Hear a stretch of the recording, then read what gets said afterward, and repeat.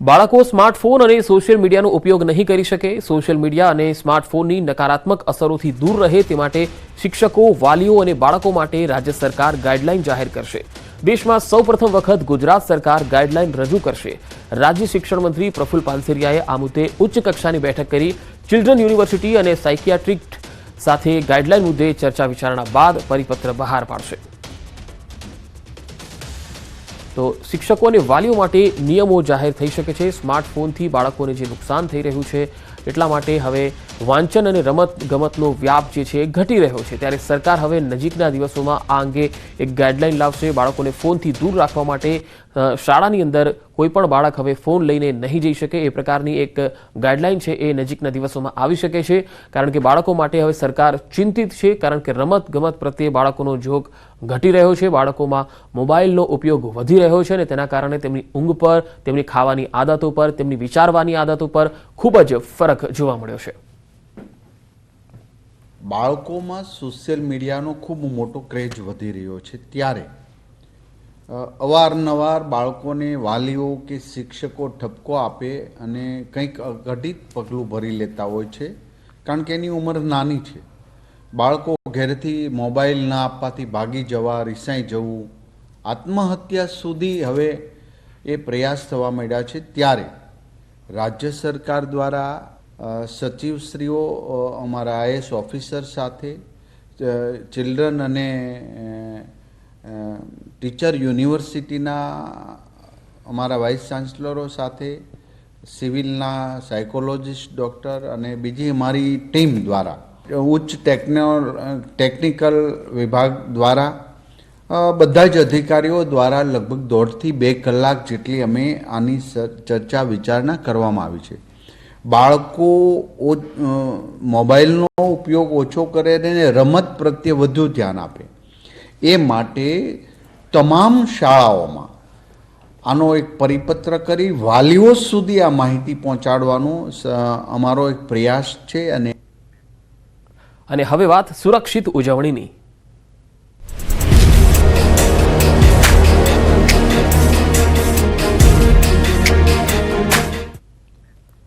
વાલીઓ તહેવારોમાં તમારા બાળકોનું ખાસ ધ્યાન રાખજો, કારણ કે દાહોદનો કિસ્સો તમામ વાલીઓ માટે ચેતવણી રૂપ છે। 5 વર્ષનો બાળક સિસોટી ગળી ગયો। આ સિસોટી શ્વાસ નળીમાં ફસાઈ ગઈ અને શ્વાસ લેવામાં તકલીફ પડી। બાળકને તાત્કાલિક વડોદરાની હોસ્પિટલમાં ખસેડાયો। સયાજી હોસ્પિટલમાં બાળકની સફળ સર્જરી થઈ। ભારે જહેમત બાદ તબીબોની ટીમે આ શ્વાસ નળીમાંથી ફસાયેલી સિસોટી બહાર કાઢી હતી। ઉત્તરાયણના તહેવારોમાં સિસોટી મોટા બ્યુગલથી અવાજ કરવાનો ક્રેઝ હોય છે, ત્યારે ક્યાંક નાના બાળકો માટે આ સિસોટી જોખમરૂપ પણ બની શકે છે। તો બાળક સિસોટી ગળી ગયો અને શ્વાસ લેવામાં તકલીફ થઈ। આખરે આ બાળકની સર્જરી વડોદરાની હોસ્પિટલમાં કરવામાં આવી। આ બાળકની ઉંમર 5 વર્ષની છે। ઉત્તરાયણ જ્યારે નજીક આવી રહી છે ત્યારે નાના બાળકો આ પ્રકારની વસ્તુઓ જે છે એ જોતા હોય છે, એમાં ક્રેઝ હોય છે, કારણ કે સિસોટી વગાડવાની વાત હોય કે બ્યુગલ ફૂંકવાની વાત હોય અને નાના બાળકોને તેમાં મજા આવતી હોય છે, પરંતુ માતા પિતા એ ધ્યાન રાખે કે નાનું બાળક જ્યારે ઘરમાં હોય ત્યારે આ પ્રકારની વસ્તુઓ તેમનાથી દૂર રાખવી, તેમને ઉપયોગ કરવા માટે ન આપવી જોઈએ।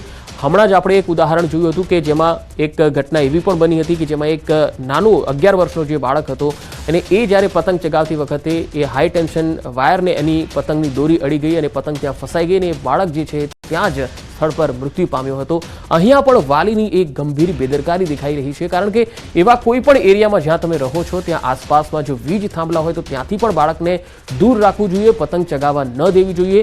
પતંગ ચગાવવા માટે ખુલ્લું મેદાન અથવા ખુલ્લું આકાશ હોય એ ખૂબ જરૂરી છે, નહીં તો વીજ થાંભલાને જો પતંગ અડી જાય તો નુકસાન પણ થઈ શકે છે। અત્યારનું જે આ ઉદાહરણ તમે જોઈ રહ્યા છો એ દાહોદ, તમામ વાલીઓ માટે આ દાહોદનો કિસ્સો લાલબત્તી સમાન છે। તહેવારની મજા ક્યાંક સજા ન બની જાય।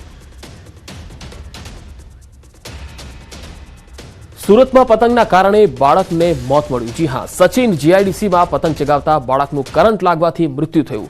કૃષ્ણનગરમાં 13 વર્ષીય બાળક ધાબા પર પતંગ ચગાવતો હતો ત્યારે હાઈ ટેન્શન લાઇનમાં પતંગની દોરી આવી જતા ધડાકો થયો। બાળક ગંભીર રીતે દાઝી જતા હોસ્પિટલ ખસેડાયો, જ્યાં ટૂંકી સારવાર બાદ બાળકનું મોત નીપજ્યું।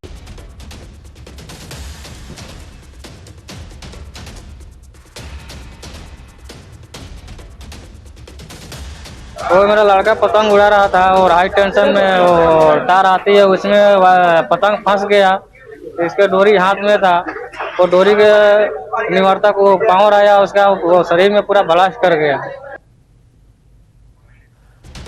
તો સુરતનો આ બનાવ હાઈ ટેન્શન લાઇનમાં પતંગની દોરી ફસાઈ અને આ બાળક જે છે એ મૃત્યુ પામ્યું। 13 વર્ષીય આ બાળક સુરતના સચિન જીઆઈડીસી વિસ્તારમાં પતંગ ચગાવતો હતો અને ઉત્તરાયણ જ્યારે નજીક છે ત્યારે તહેવારોની મજા ક્યાંક કોઈ પરિવાર માટે સજા ન બની જાય અને પરિવારમાં આ પ્રકારની સ્થિતિ ન ઉદ્ભવે તે માટે વાલીઓએ ખૂબ ધ્યાન રાખવાની જરૂર છે। બે બનાવો તમારી સમક્ષ છે। એક દાહોદનો બનાવ છે કે જ્યાં બાળક સિસોટી ગળી ગયો અને તેને વડોદરાની હોસ્પિટલમાં સર્જરી દ્વારા એ બાળકમાંથી જે સિસોટી હતી શ્વાસનળીમાં ફસાઈ ગઈ હતી તેને બહાર કાઢવામાં આવી અને સુરતના સચિન વિસ્તારનો આ જે બાળક તમે જોઈ રહ્યા છો કે જેનું મૃત્યુ થયું છે હાઈ ટેન્શન લાઇનને તેની પતંગની દોરી જે છે એ ફસાઈ જતા તેને કરંટ લાગવાથી મૃત્યુ થયું।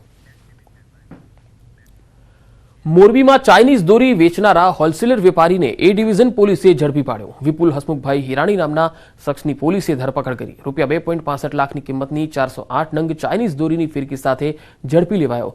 આરોપીનું Morbi city B division police મથકમાં અન્ય ચાઇનીઝ દોરીના ગુનામાં નામ ખુલ્યું।